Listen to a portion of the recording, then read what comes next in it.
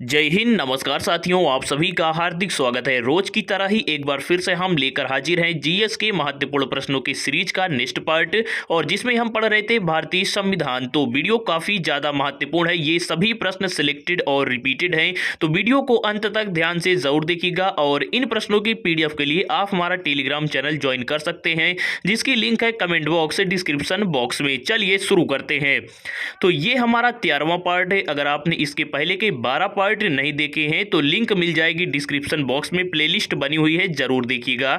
तो बढ़ते हैं आज के पहले महत्वपूर्ण प्रश्न की ओर, जो कि है भारत की संविधान सभा के अस्थायी सभापति कौन थे, यानी कि अस्थायी अध्यक्ष कौन थे। तो यहां पर option number A Rajendra Prasad, जो कि संविधान सभा के स्थायी अध्यक्ष थे। तो यहां पर ऑप्शन ए तो बिल्कुल ही जो है गलत है। ऑप्शन बी की बात करें तो सच्चिदानंद सिन्हा, यही ऑप्शन राइट आंसर है कि भारत की संविधान सभा के अस्थायी अध्यक्ष ये सच्चिदानंद सिन्हा थे। और इनको 9 दिसंबर 1946 को जो संविधान सभा की पहली बैठक हुई थी, इसमें इनको अध्यक्ष बनाया गया था। तो ये भी काफी ज्यादा महत्वपूर्ण है कि संविधान सभा की पहली बैठक हुई थी 9 दिसंबर 1946, और इसके 2 दिन बाद ही दूसरी बैठक हुई, यानी कि 11 दिसंबर को, और जिसमें स्थायी अध्यक्ष के रूप में नियुक्त किया गया डॉक्टर राजेंद्र प्रसाद को। और ये दूसरी डेट भी काफी ज्यादा महत्वपूर्ण है, 26 नवंबर 1949। इसी दिन हमारा संविधान पहली बार अपनाया गया था। और अगर बात करें कि जो है पूरी तरीके से कब लागू हुआ था, तो 26 जनवरी 1950 को। इसके अलावा अगर आपसे पूछे कि संविधान सभा के उद्घाटन अधिवेशन की अध्यक्षता किसने की है, तो इसका भी सही आंसर होगा सच्चिदानंद सिन्हा। चाहे आपसे उद्घाटन अधिवेशन के अध्यक्ष पूछे या फिर अस्थायी अध्यक्ष पूछे, दोनों का ही आंसर एक ही है। बढ़ते हैं अगले प्रश्न की ओर। 11 दिसंबर 1946 को किसे स्थायी अध्यक्ष चुना गया, तो डॉक्टर राजेंद्र प्रसाद को।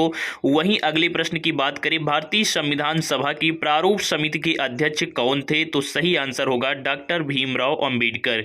इन्हें प्रारूप समिति के अध्यक्ष के रूप में चुना गया था। और अगर बात करें कि तब सदस्यों की संख्या कितनी थी प्रारूप समिति में, तो यहाँ पर जो है अध्यक्ष सहित तब यहाँ पर जो टोटल मेंबर थे ये 7 मेंबर थे। तो ये भी काफ़ी ज़्यादा महत्वपूर्ण प्रश्न है, याद कर लीजिएगा। इसके बाद बढ़ते हैं अगले प्रश्न की ओर, जो कि आज का सबसे ज़्यादा महत्वपूर्ण प्रश्न है। भारतीय संविधान कब अंगीकार किया गया था, यानी कि पहली बार कब इसे जो है अपनाया गया।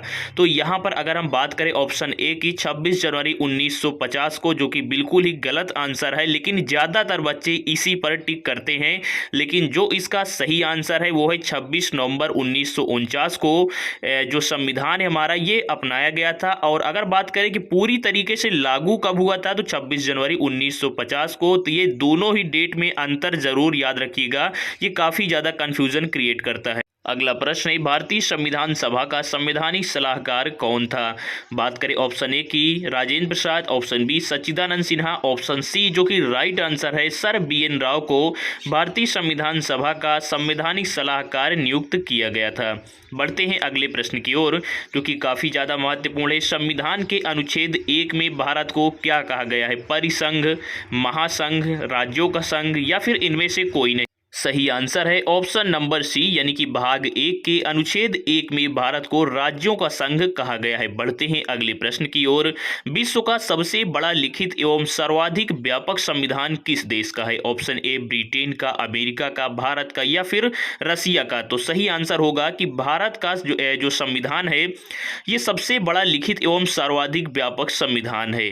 वहीं अगला महत्वपूर्ण प्रश्न है, लिखित संविधान की अवधारणा सबसे पहले किस देश ने पेश किया था।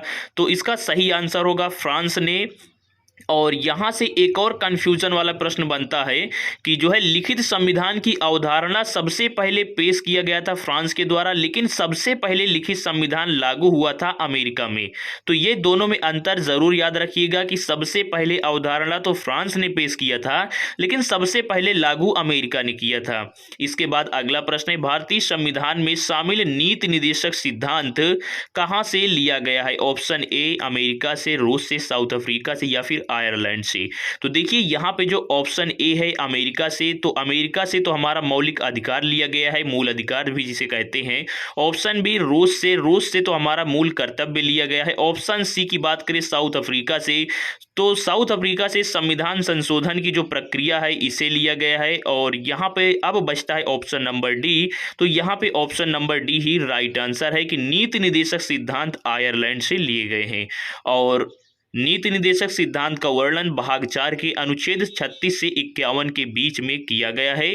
तो ये काफ़ी ज़्यादा महत्वपूर्ण है, जरूर याद रखिएगा, कई बार एग्जाम में रिपीट हुआ है।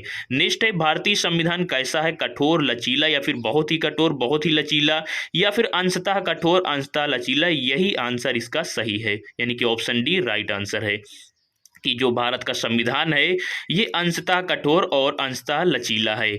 अगला प्रश्न है, स्वतंत्र भारत के प्रथम कानून मंत्री कौन थे? Option number A Jawaharlal Nehru, जो कि बिल्कुल गलत है। जवाहरलाल नेहरू देश के प्रथम प्रधानमंत्री थे। Option number B Sardar Vallabh भाई पटेल, जो कि पहले जो है गृह मंत्री थे।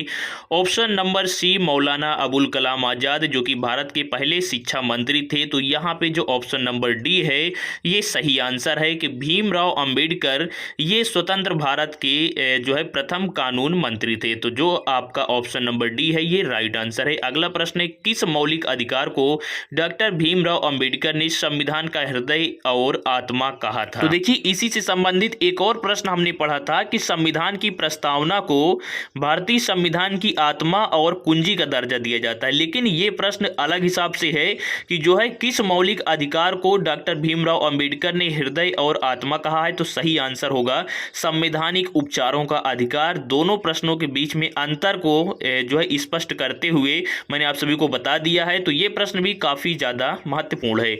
अब जो है आज का एक और प्रश्न है, लास्ट प्रश्न, जो कि कल के वीडियो से था। आप सभी को बताना होगा संविधान में कितने प्रकार के आपातकाल का वर्णन किया गया है। वीडियो पसंद आया तो वीडियो को लाइक करके चैनल को भी सब्सक्राइब जरूर कर ले। Thank you so much.